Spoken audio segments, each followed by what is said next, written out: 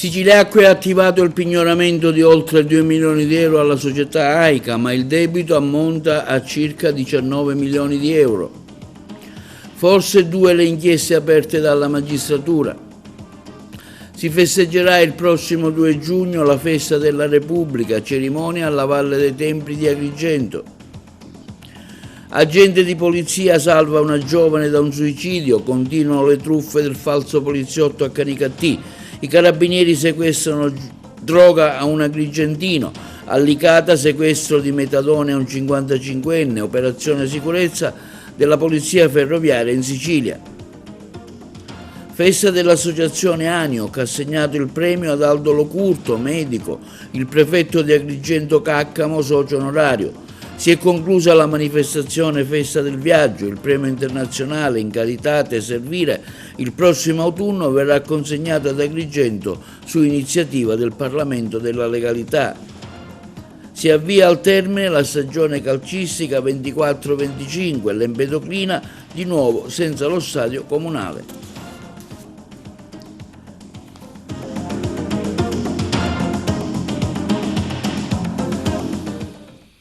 Buongiorno, benvenuti con un nuovo appuntamento di oggi sabato 31 maggio. Siciliacque ha attivato il pignoramento di oltre 2 milioni di euro alla società AICA, ma il debito ammonta a circa 19 milioni di euro per via di tanti comuni morosi. Il nostro servizio. Siciliacque ha attivato il pignoramento di 2.280.721 euro ad AICA. Lo scontro giudiziario tra Siciliacque SpA, società che gestisce il sistema di approvvigionamento idrico all'ingrosso in Sicilia, e l'AICA, l'azienda idrica dei comuni agrigentini, gestore del servizio idrico integrato, per gran parte della provincia, si arricchisce di un nuovo evento. Ma il debito molto più importante è quello di circa 19 milioni di euro. AICA è in grosse difficoltà anche a causa di quei comuni soci che non pagano, il cui credito ammonta a circa 6 milioni e mezzo di euro. E c'è già fermo, restando il pignoramento disposto dal Tribunale, chi come il sindaco di Raffadali Silvio Cuffaro chiede al presidente della regione Schifani il commissariamento dell'AICA per garantire la continuità del servizio idrico integrato. È del 30 aprile scorso il decreto ingiuntivo notificato il 22 maggio del Tribunale che imponeva ad AICA in favore di Siciliacque di pagare 18.961,184 euro oltre interessi di mora. Il 1 luglio AICA ha notificato un atto di opposizione e la prima udienza si è tenuta all'inizio dello scorso dicembre. Il giudice ha concesso una provvisoria esecuzione parziale del decreto ingiuntivo per 2 milioni di euro. Siciliacque ha quindi dall'inizio dell'anno chiesto con forza il pagamento. AICA è stata citata davanti al giudice dell'esecuzione per il 30 giugno prossimo, ma non è stata la sola. Siciliacque ha dichiarato infatti, perché consapevole del fatto che dell'AICA non c'è nulla da prendere, di voler sottoporre a pignoramento le somme a qualsiasi titolo. E sulle recenti dichiarazioni diffuse a mezzo stampa relative alla richiesta avanzata dal sindaco di Raffadali Cuffaro di commissionare l'AICA per salvare il servizio idrico integrato, a seguito dell'atto di pignoramento disposto da Siciliacque nei confronti dei comuni soci, il Consiglio di amministrazione dell'AICA ha diffuso la nota. Con nota protocollata il 23 maggio scorso, in data antecedente all'atto di pignoramento, si legge nella nota: il Consiglio di amministrazione ha formalmente richiesto la convocazione in seduta straordinaria dell'Assemblea dei Sindaci che si terrà il prossimo 5 giugno. In quella sede verrà presentata una dettagliata relazione sulla situazione economica e finanziaria dell'azienda con l'obiettivo di informare in modo puntuale e trasparente i soci.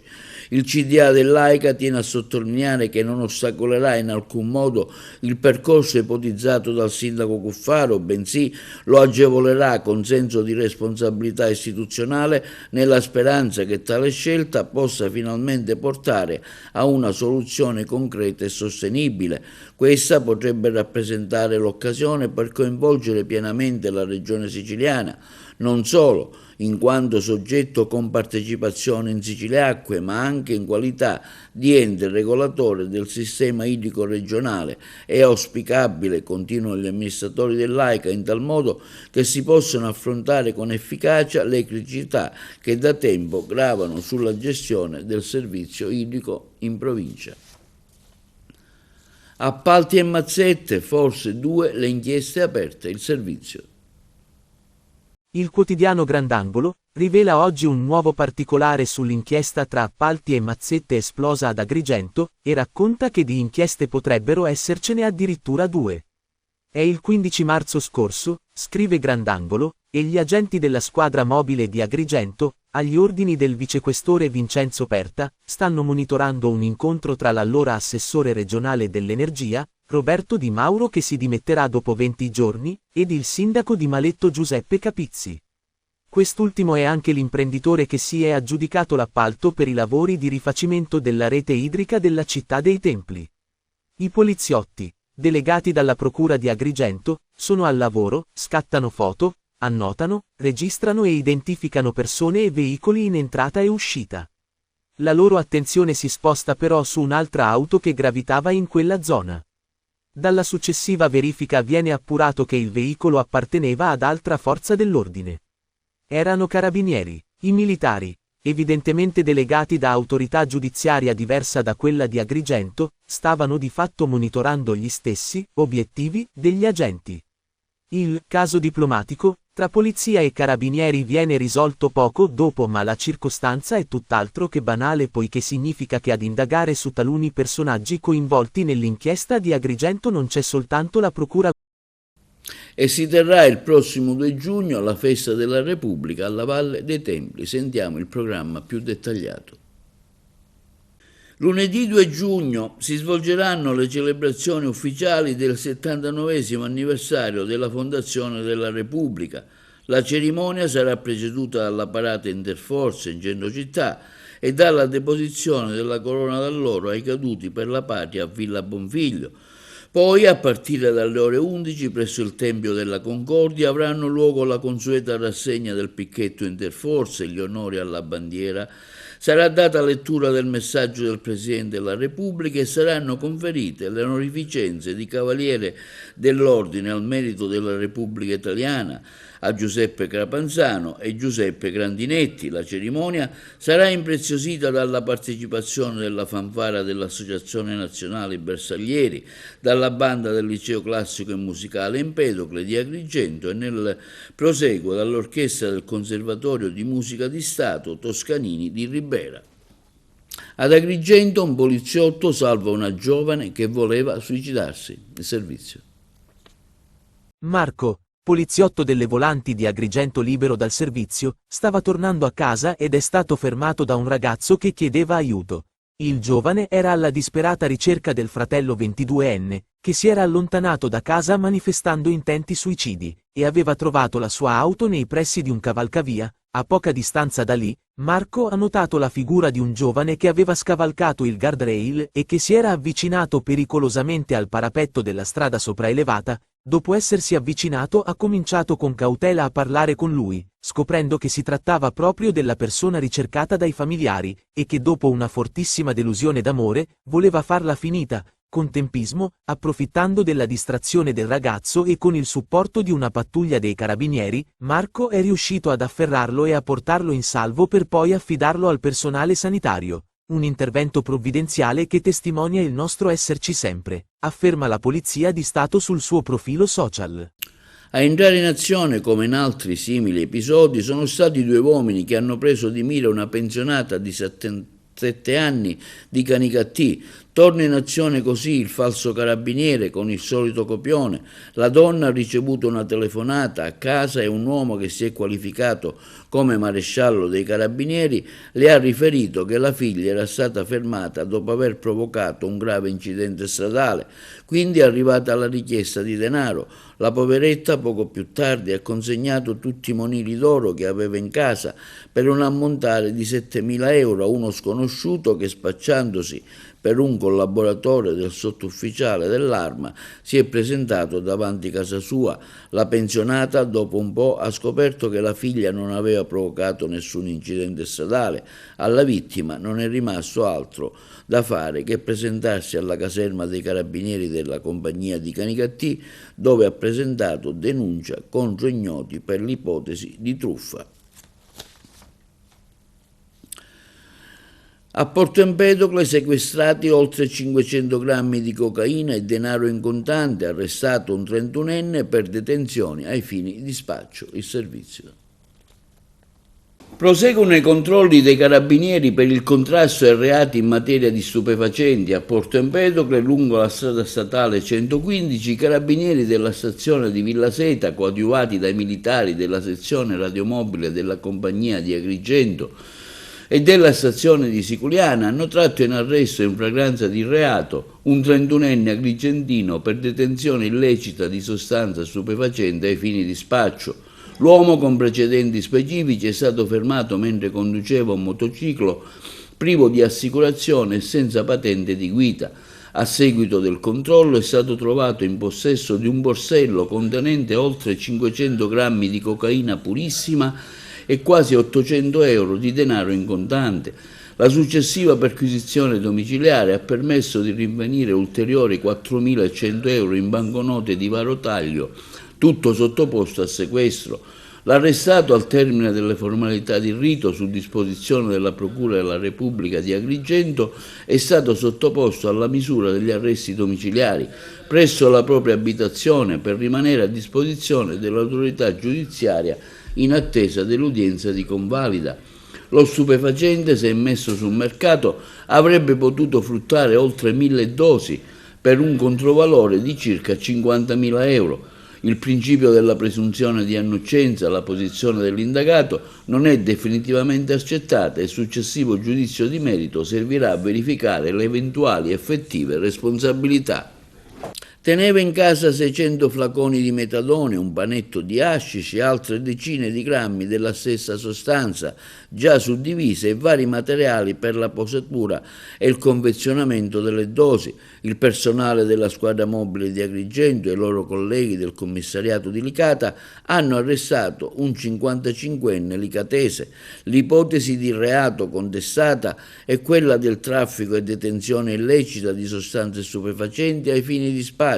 Dopo le formalità di rito è stato sottoposto ai domiciliari, così come disposto dal magistrato di turno. Il metadone, un opioide sintetico, viene utilizzato nella terapia sostitutiva della dipendenza da droga.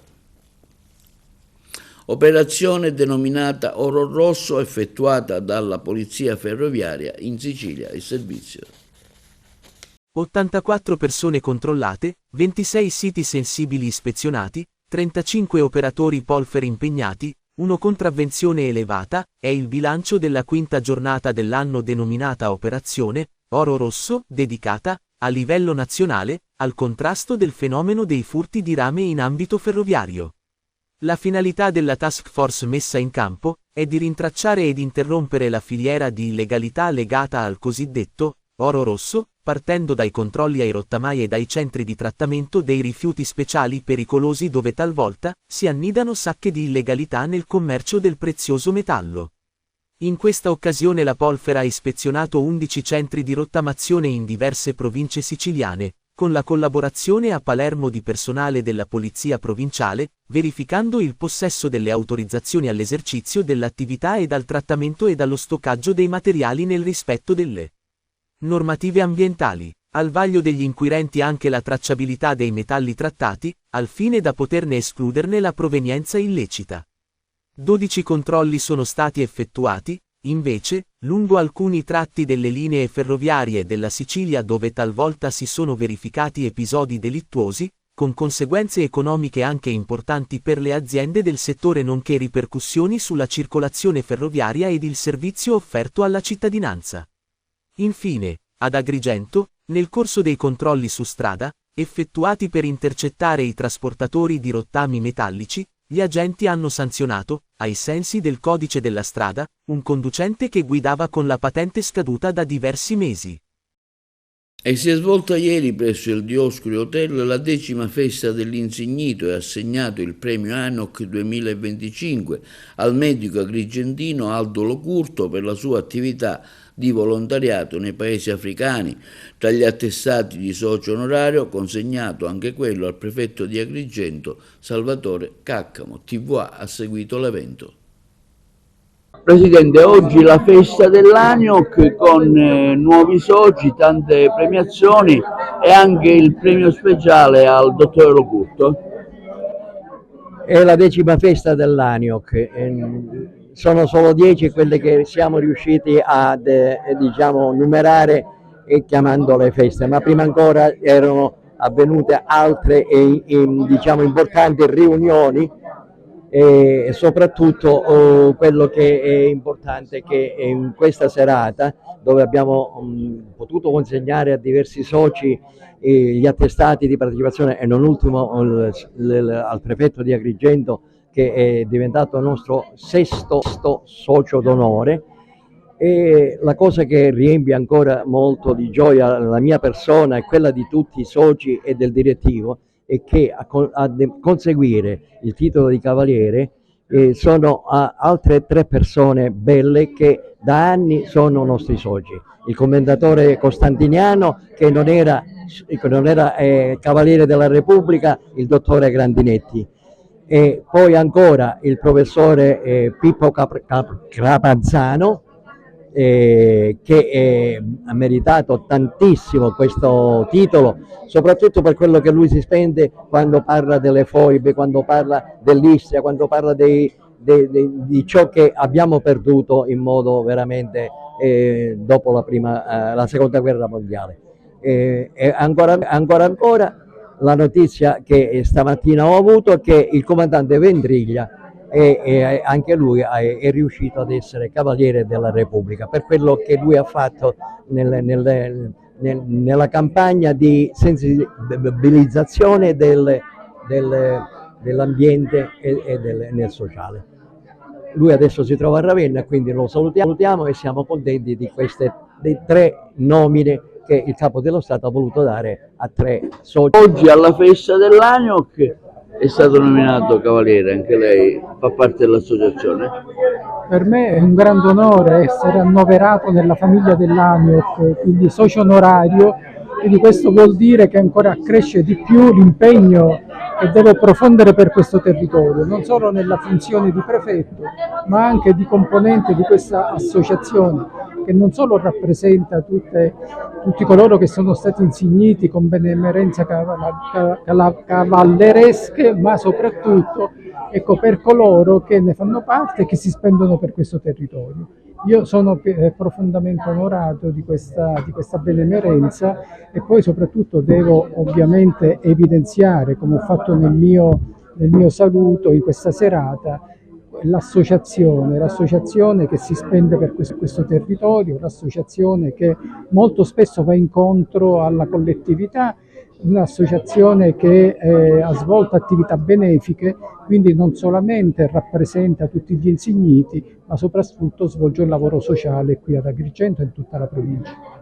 Aldo Locurto oggi ha ricevuto il premio ANIOC 2025 a testimonianza della sua attività che lei ha svolto come medico socialmente utile in varie parti del mondo.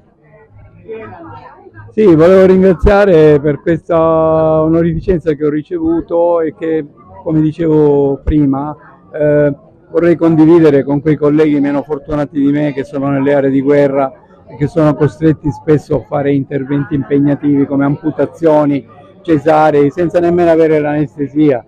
A volte l'anestesia è costituita da un banale fazzoletto, un pezzo di stoffa da fare stringere tra i denti al malato, e quindi è qualcosa a cui non siamo assolutamente abituati a vedere. Nello stesso tempo però io penso anche ai miei momenti di difficoltà, nelle volte in cui io sono stato nel terzo mondo e mi è toccato curare con pochi mezzi e cercando di risparmiare il più possibile i medicinali, usando le medicine del posto, le piante medicinali, perché questi popoli utilizzano da secoli le loro piante. La cosa grave è quando stanno per finire le medicine e arrivano magari due mamme con 2 bambini con la polmonite e io ho solo un antibiotico per salvarne uno dei 2.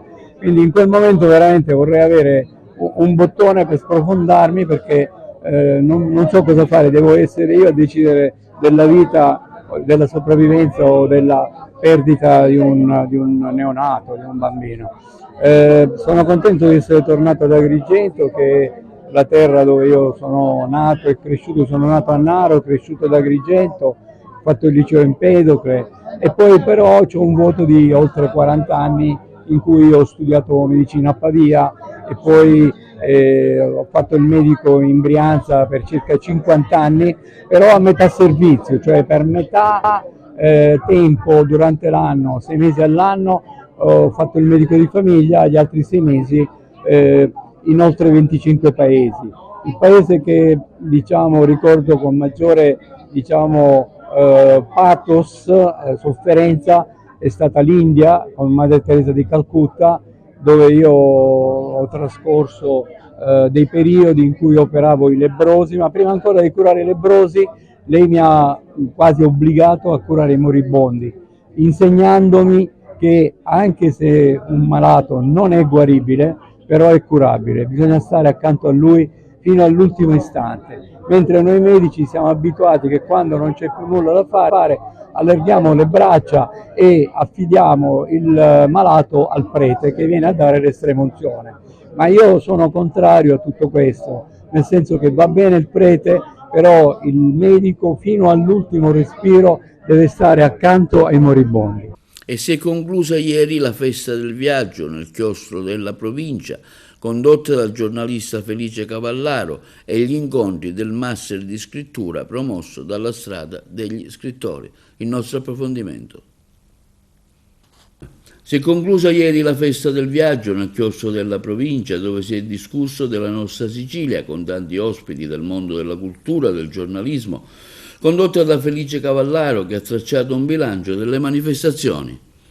La sintesi è un invito a venire ad Agrigento, capitale della cultura, 2025, ma 25, 26, 27, 28. Agrigento deve diventare una meta per flussi turistici sempre più consistenti, ma direi anche per flussi di viaggiatori consapevoli che vengono perché oltre al mare, ai templi, alla Scala dei Turchi c'è la possibilità di vedere tante piazze letterarie che stanno attorno alla capitale, da Vigata, a Regalpetra, alla piazza di Palma di Montechiaro con il Gattopardo e così via, da una città all'altra per scoprire e riscoprire Sciascia, Pirandello, Camilleri, Russello, tutti gli autori che hanno trasformato le loro opere, prendendo spunto da ciò che trovavano proprio in questo territorio, hanno dato linfa vitale al teatro, al cinema,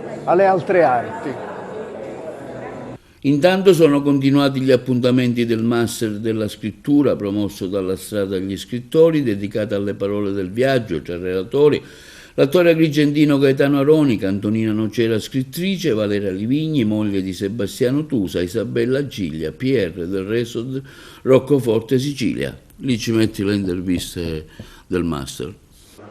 È andato molto bene, in quanto visto che gli studenti hanno apprezzato anche il lato teorico della mia lezione, perché abbiamo fatto un'ampia carrellata sui modi di scrivere i luoghi, sui vari approcci anche teorici alla scrittura dei luoghi.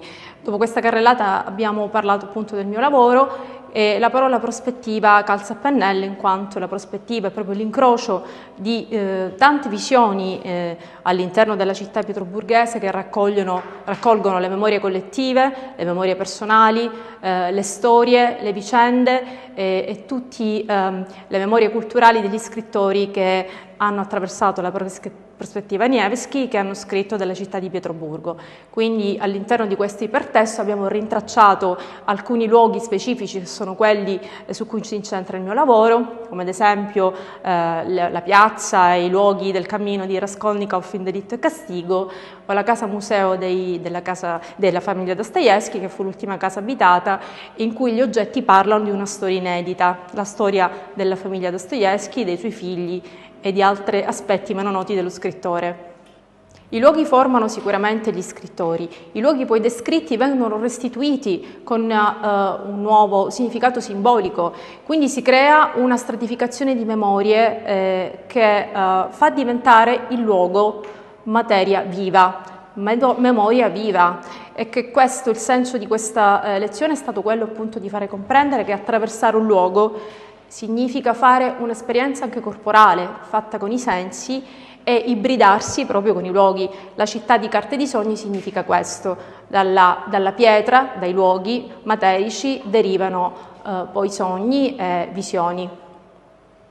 Sicuramente un'occasione eccezionale, un momento importante, perché Sebastiano Tusa, come molti ricorderanno, era sempre aperto ai giovani. Il suo interesse era quello di far sì che i giovani trovassero occasioni di lavoro nella Sicilia, quindi nella nostra terra, e che avessero la possibilità di appassionarsi al nostro patrimonio culturale, quindi appassionarsi attraverso la conoscenza, attraverso anche il viaggio, la condivisione, quindi diciamo che sposa perfettamente questa visione di Sebastiano Tusa, che vedeva nel viaggio l'occasione di incontri, di condivisioni, ma soprattutto di sviluppi e di sinergie. La sua vita è stata segnata da innumerevoli viaggi in tutto il mondo, e il suo obiettivo era quello di fare costanti confronti, condivisioni, e attraverso il confronto capire meglio la nostra cultura. Quindi sicuramente un momento importante che mette anche nelle condizioni di conoscere quello che fa la Fondazione Sebastiano Tusa, che porta avanti la memoria di Sebastiano, del suo grande lavoro, della sua passione per la cultura e per il patrimonio culturale, ma anche la sua volontà di condividere sempre di più con i giovani. E questo credo che sia un elemento che ci accomuna moltissimo al vostro master, all'idea del viaggio, la festa del viaggio. Ecco, mi è piaciuto anche ricordare che nella sepoltura privilegiata di Sebastiano proprio le sue parole dicono del viaggio e di questa continua ricerca che fa l'uomo, come un Ulisse che è sempre alla ricerca di qualcosa di nuovo per poter scoprire, conoscere, e sfidando tutte le difficoltà e tutti i rischi. Ponte sullo Stretto, visita del ministro Salvini, che afferma prevenire le infiltrazioni mafiose nei cantieri. Ce ne parlano i colleghi di Messina. L'apertura dei cantieri del ponte è prevista in estate. Credo nei siciliani, nei giovani, negli imprenditori, negli ingegneri che fanno miracoli nel mondo. Lo ha detto il ministro dei trasporti Matteo Salvini in prefettura a Messina. Capisco i dubbi, prosegue Salvini, gli scetticismi di chi da un secolo si sente dire ci siamo. Ora manca un ultimo passaggio, l'approvazione del CIPES del progetto definitivo, e poi ci sarà il lavoro. L'incontro che ho fatto stamattina con le istituzioni che indagano è stato fatto per prevenire qualsiasi infiltrazione mafiosa, perché ogni euro dei cittadini deve finire nelle tasche dei lavoratori e delle imprese sane, e poi le categorie produttive, università, i sindacati, le associazioni, gli artigiani si sono detti entusiasti e i concordi pronti a partire, perché Messina si sta svuotando di migliaia di persone ogni anno, e quindi vogliamo fare l'esatto contrario. Vogliamo riportare a Messina giovani laureati, imprenditori, artigiani, agricoltori, lavoratori. Sarà un'opera importante, non mancheranno le difficoltà, ma da ministro sono orgoglioso di poter unire la Sicilia all'Italia e al resto d'Europa, ha concluso il ministro. Linea alla regia per la pubblicità. Il premio internazionale In Caritate Servire approda alla Valle dei Templi di Agrigento, inserendosi nel calendario di Agrigento, capitale della cultura 2025. A portarlo in città è stato Nicolò Mannino, presidente del Parlamento della Legalità, che abbiamo intervistato stamani presso il resort Villa Atena, ove in autunno si svolgerà la manifestazione.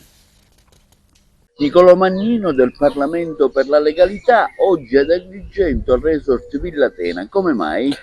Siamo reduci di un successo bellissimo che io ho voluto dedicare agli ultimi, che è il conferimento della Palma d'Oro.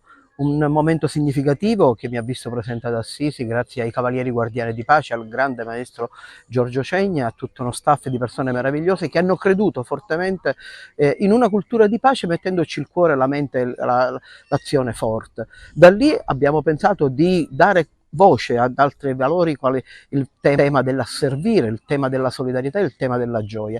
E allora facendomi portavoce del presidente fondatore dell'Associazione Internazionale di Volontariato Missionario Onlus e Ti Porto in Africa, il caro fraterno amico il dottor Vincenzo Mallamasci, noi abbiamo pensato di dare voce al premio culturale In Caritate Servire, già dato a Papa Francesco, e dopo averlo conferito negli anni passati nella splendida location del Campidoglio nella capitale, ecco, quest'anno, visto che Agrigento è capitale nazionale della cultura, ma con un tempio bellissimo della Concordia dove Giovanni Paolo II lanciò l'anatema contro ogni forma di violenza, abbiamo creduto opportuno nel prossimo autunno conferire questo premio di taglio internazionale proprio qui nella Valle dei Templi, in questo resort meraviglioso che è Villa Atena.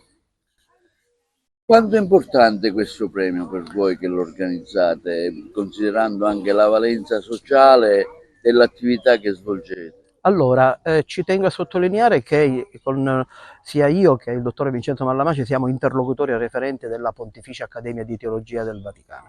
Noi proprio in questo clima bellissimo del Giubileo, non dimentichiamolo, che ha come slogan Pellegrini di speranza, abbiamo voluto cercare quei pellegrini che nel silenzio della ferialità vivono la bellezza della vita. Abbiamo pure curato il passaporto della gioia, dove ogni persona nel completarlo si impegna a fare, non a dire, a fare opere di amore, di solidarietà, ma in modo disinteressato, nel modo vero. Il dottore Mallamasci, insieme alla dottoressa Filomena Bianchi e a tanti altri, va puntualmente in Africa a curare bambini che hanno bisogno, fossi puro, di una sola aspirina. Io, dopo la dipartita di mamma, ho fatto realizzare in Costa d'Avorio, sempre grazie al dottore Mallamasci, un pozzo d'acqua per dissetare tutti quei bambini che forse fino a tempo fa vivevano e bevevano nelle pozzanghere d'acqua. Allora, vedete, la pace è bella, ma non deve essere slogan, iniziative di passerella, chiacchierologia inutile, perché di guerra si sta morendo e la guerra peggiore è quella di chi non è coerente tra ciò che pensa, ciò che dice e ciò che fa. Il premio In Caritate Servire significa servi nella carità, ma in modo particolare a chi non ti può dare niente, ma solo un abbraccio, un bacio, un sorriso. E di questi i bambini poveri ne sono più che testimoni. Giorno 7 ci sarà un altro importante avvenimento, se ce lo anticipi gentilmente. Noi il 7, sempre con il dottore Vincenzo Mallamasci, saremo a Maiori, in Costiera Amalfitana, perché grazie all'amico giornalista Alfonso Bottone verrà ridato in seconda edizione il premio culturale Giuseppina Russo, che è la mamma.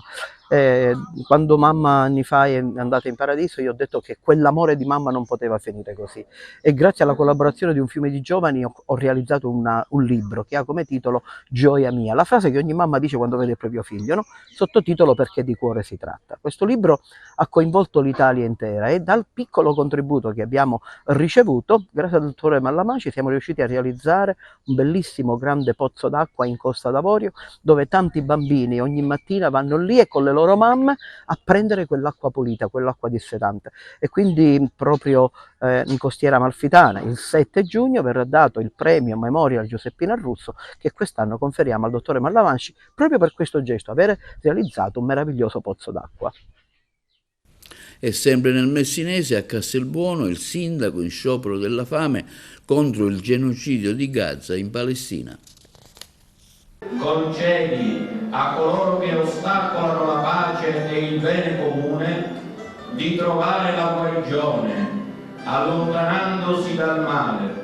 Noi abbiamo visto in televisione le carestie causate da alluvioni, terremoti, ci sta, non possiamo fare niente, ma qui c'è la volontà di ammazzare con la fame un popolo da parte di un altro popolo, cioè da parte di un esercito organizzato. Oggi da Castelbuono parte un messaggio di solidarietà, parte un messaggio di pace. Parte un messaggio di pace contro una guerra. Noi partiamo da lunedì, abbiamo ideato insieme a tanti altri colleghi sindaci d'Italia, consiglieri comunali d'Italia, una protesta forte. Siamo alcuni sindaci che facciamo lo sciopero della fame. Noi siamo forse l'unico comune in Italia che abbiamo occupato il lavoro consiliare in segno di protesta nei confronti del genocidio che si sta consumando in Palestina. Non è più possibile, non è accettabile nel 2025 vedere queste sofferenze nei confronti di bambini, di famiglie. Si sono perse anche le regole delle guerre, le guerre avevano pure delle regole, non si potevano bombardare gli ospedali, non si toccavano le scuole, invece qui c'è la volontà ben chiara del popolo israeliano, principalmente del suo governo, di dover annientare la Palestina. Noi vogliamo fare questa battaglia, la stiamo facendo per due motivi: uno, per dare voce anche a chi in Israele non è d'accordo a questo genocidio, perché anche in Israele c'è gente che non è d'accordo, che si sta ribellando, facendo delle manifestazioni, e due, ci auguriamo che i governi del mondo prendano posizione come hanno preso posizione per l'Ucraina, condannando con forza l'invasione russa nei confronti dell'Ucraina.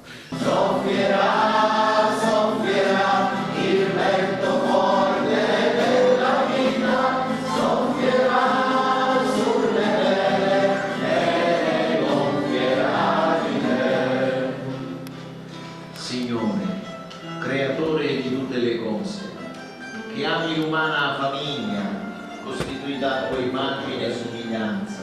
Oggi c'è molto silenzio, noi non riteniamo che sia giusto, doveroso e corretto tutto questo, perciò la battaglia continua, siamo in sciopero della fame, continueremo fino a domenica per capire cosa succede. Il Presidente della Regione Umbria incontrerà il Presidente della Repubblica domenica mattina, gli consegnerà il documento appello che abbiamo sottoscritto a tutta una serie di amministrazioni a livello nazionale. Tenete che c'è la rete delle città di Trento che sono 1000 amministratori, poi ci sono molte associazioni cattoliche, Caritas, che aderiscono a questa iniziativa, perciò siamo fiduciosi che questa voce, e poi finalmente le forze politiche si stanno muovendo. Il 7 di giugno ci sarà questa manifestazione a Roma indetta dalle forze di centrosinistra, che è un segnale importante di denunzia contro questo genocidio.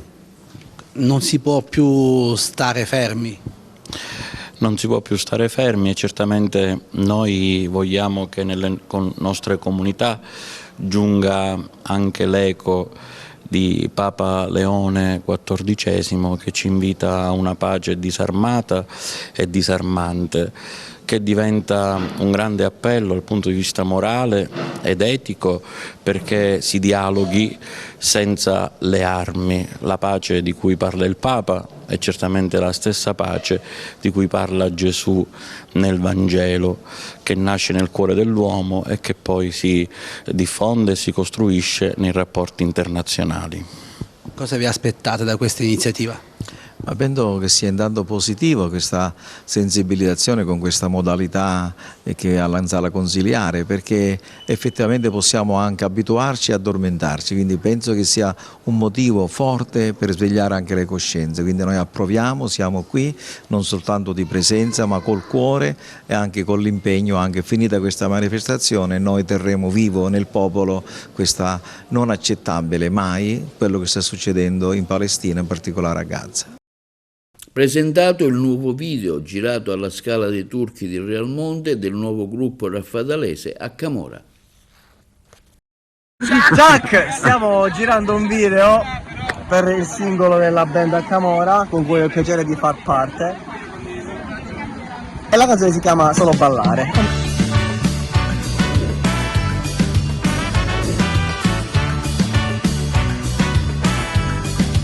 Saremo solo io e te e la luna che brilla lassù.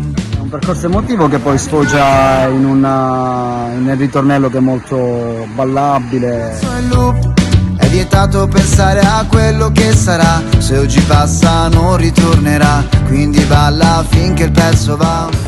Diciamo la scala parla da sé, è uno scenario suggestivo, bellissimo, il locale è fantastico. Il brano si può trovare in tutte le piattaforme, quindi da Amazon Music, Spotify, YouTube Music, poi le persone possono tranquillamente farsi delle foto e attraverso Instagram potete taggarci e mettere come sottofondo la canzone, solo ballare. A Camora, tutti Dinastia, grazie mille per il sostegno che ci state dando. Ma tu amami anche se un attimo, amami ma in modo libero, amami tenendo il battito, amami anche se non ci sarò. Volevo solo ballare con in mano un bicchiere e non pensare a domani, stanotte la nostra non farmi aspettare. Vuoi fare un tuffo nel mare, stare in silenzio a guardare il cielo stellato, mezzo innamorato, dai su non farti pregare. Sei la luna che brilla, mi piglia e sto in botta, a parte la scintilla io sto a briglia sciolta. Stanotte è la nostra, tu mostra interesse, dopo il giro in giostra c'è il giro in calesse. Cadesse anche il mondo, noi due ci spostiamo, finisci quel sorso che un'altra l'apriamo. Stanotte sei un sogno ma non ci svegliamo, ancora un secondo, domani vediamo.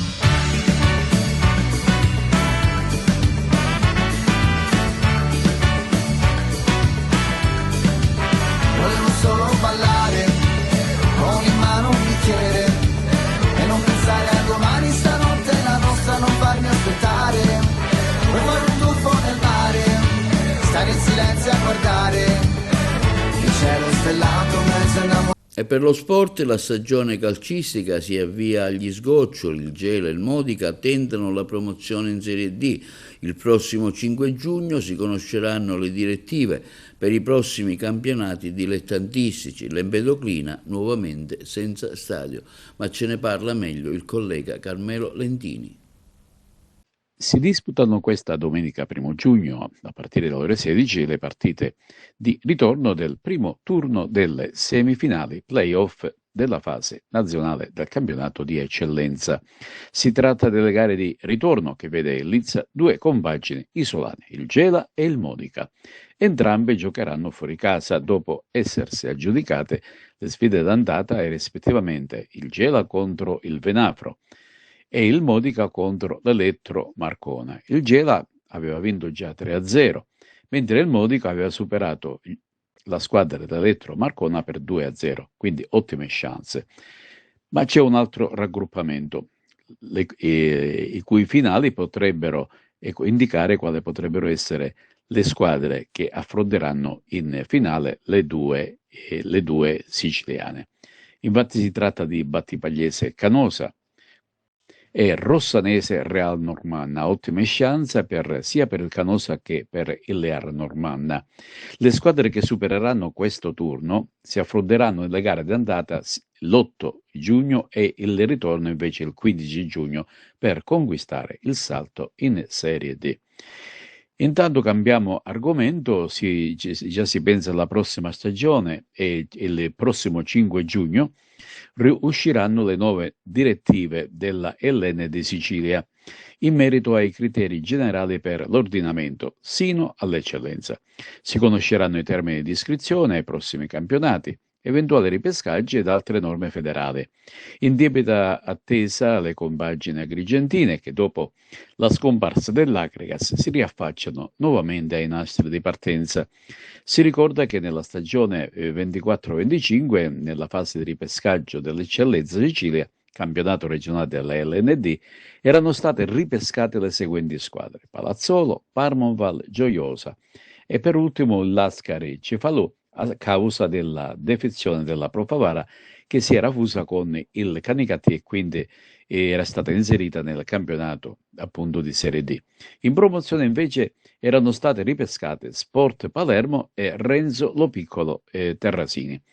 Sempre la scorsa stagione il termine per l'iscrizione ai campionati di eccellenza e promozione in Sicilia è stato il 23 luglio con inizio dei campionati il 15 settembre. L'eccellenza, ricordiamo, ha avuto 2 gironi da 16 squadre, mentre la promozione 4 gironi da 14. Per quanto riguarda i termini per i ripescaggi in Sicilia per i campionati di eccellenza e promozione, sono stati nella stagione scorsa entro martedì 23 luglio 2024. Ed ora cambiamo decisamente argomento. C'è un po' di crisi in casa Empedoclina. Infatti c'è stata una lettera aperta inviata dalla dirigenza dell'Empedoclina alla locale amministrazione comunale, in conseguenza alla nuova chiusura dello stadio Collura. Ad oggi non abbiamo ricevuto alcun riscontro da parte dell'amministrazione, si legge nella nota, mentre tutti gli altri operatori sportivi continuano a fruire dello stadio Collura nonostante ne era stata disposta la chiusura per ragioni di sicurezza. Più volte, continua ancora la nota, abbiamo tentato di contattare il sindaco, ma senza fortuna.